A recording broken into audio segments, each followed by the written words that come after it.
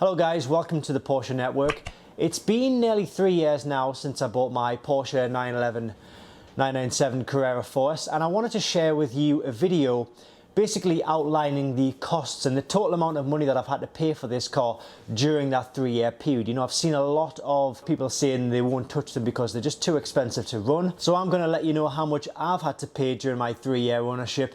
And it might give you an idea of what you're going to expect if you're looking to maybe buy one of these cars as well. So first of all, we're going to be looking at the service and the maintenance. Then we're going to be looking at the repairs. Then we're going to be looking at annual taxes and insurance that we have to pay. Then I'll be looking at the modifications that I've done to the car. Then I'll be looking at the fuel cost. Oh, before we start, please make sure to hit that subscribe button and click the bell so you don't miss a single thing. You can also follow the Porsche Network on Instagram and on Facebook. So in 2017, I bought the car for £32,500, which is equal to about $43,000. And in those 3 years, I've had to pay out the following with regards to regular servicing and maintenance. I've had to pay £596 for a major service. That was from a main dealer, I will add. I've then had to do 2 DIY services. So that entails the oil filter and air filter, and they came in at £90 each. So we're looking at £180 for those. I've had to put 2 rear tyres on the car, which cost £360. They were Kumo tyres. I've had to do 2 MOTs, which cost about £120. The iCar Soft POR version 1.0 kit, which I bought, which allows me to reset service lights, allows me to check fault codes and make sure that the car is generally in good health. I class that as servicing and maintenance. And then I've had to do brake pads all around, and they cost £140. So in total, for the regular service and maintenance in 3 years, I've had to pay £1,495. So then moving on to repairs, you may remember back in 2019, I did a tour of Germany, France, Belgium and the UK. Unfortunately, I suffered a ruptured high pressure fuel and clutch line. I had to take this car to the main dealer. I was in the middle of nowhere. I tried a local garage, they couldn't help me. It cost £670. It did cost me a little bit more money to get back out to Germany and drive the car home, but I'm not going to include that because, you know, that's my fault. That's where I was. And that's really the only repair that I've had to do, or emergency kind of repair I've had to do on the car in my 3-year ownership. So then we'll move on to taxes and insurance. In the UK, you need to pay road tax and insurance to have your car on the road, as you probably pay a different version of that in your country.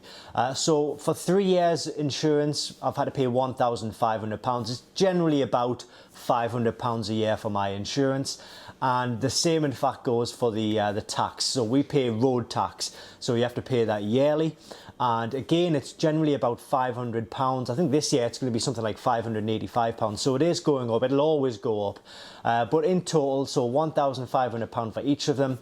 Total for tax and insurance in the 3-year period is about £3,000. So with regards to modifications, I understand that this is completely on me.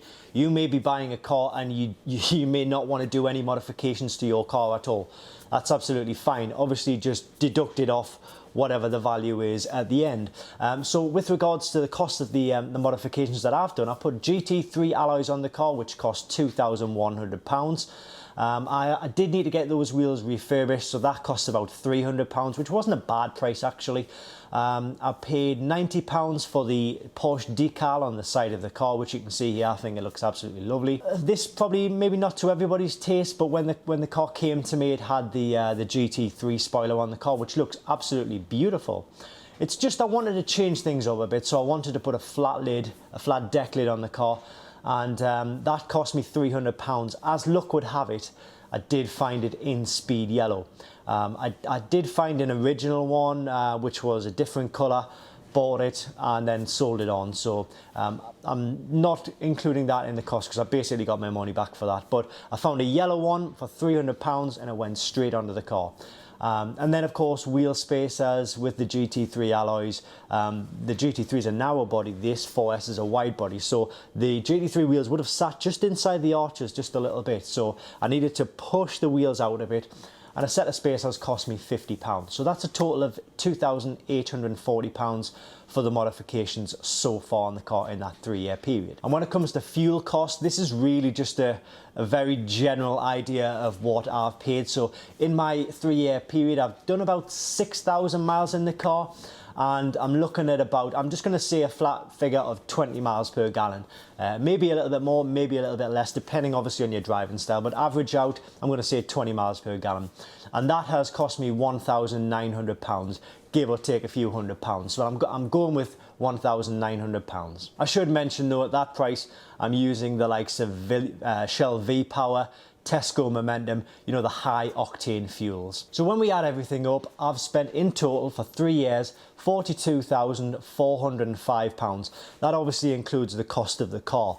If we're going to take the cost of the car out of the equation, then we're looking at £9,905. And spreading that out over a 3-year period equals £3,301 per year to run this Porsche 911 for 3 years. And with regards to what's in store for the car over the next year, well, obviously I'll still have to pay my taxes, I'll still have to pay my insurance. A few things lined up, maybe not modifications wise, but I'll certainly be changing the ignition coils. I'll have a couple of new tyres to put on the car and maybe a few suspension components as well. So I do envisage spending another maybe £1,000, £1,500 over the next year on the car on those things alone. So owning a car like this over a 3-year period or per year, as I say, £3,300, it is quite expensive, yeah. And you know, owning a car like this does come at a cost. But you know, I wouldn't have it any other way.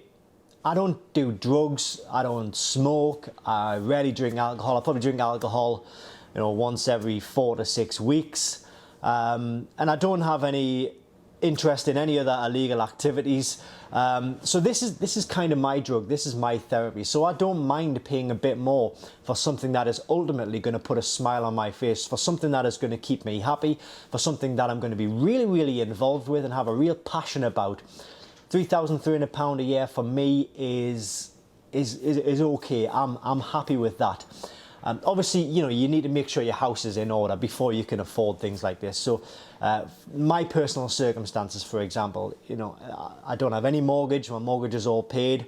I don't owe any loans or anything like that to anybody. So the good thing about my situation is I'm completely debt free. I can go out and buy things like this without having to worry about monthly payments or anything like that. So owning a car like this and having to pay, you know, £3,300 per month, it all really depends on your personal circumstances, whether you can afford it, you know, what your monthly outgoings are versus the money you'll have to pay per month for the car, as well as, you know, running your house, feeding your family, feeding your kids, you know, you name it. I don't need to preach to you about things like that. I never want to sell this car. So I understand and I've made peace with the fact that I'm going to be spending probably about the same every year for the rest of, you know, the time which I've got the car, which is hopefully a long time.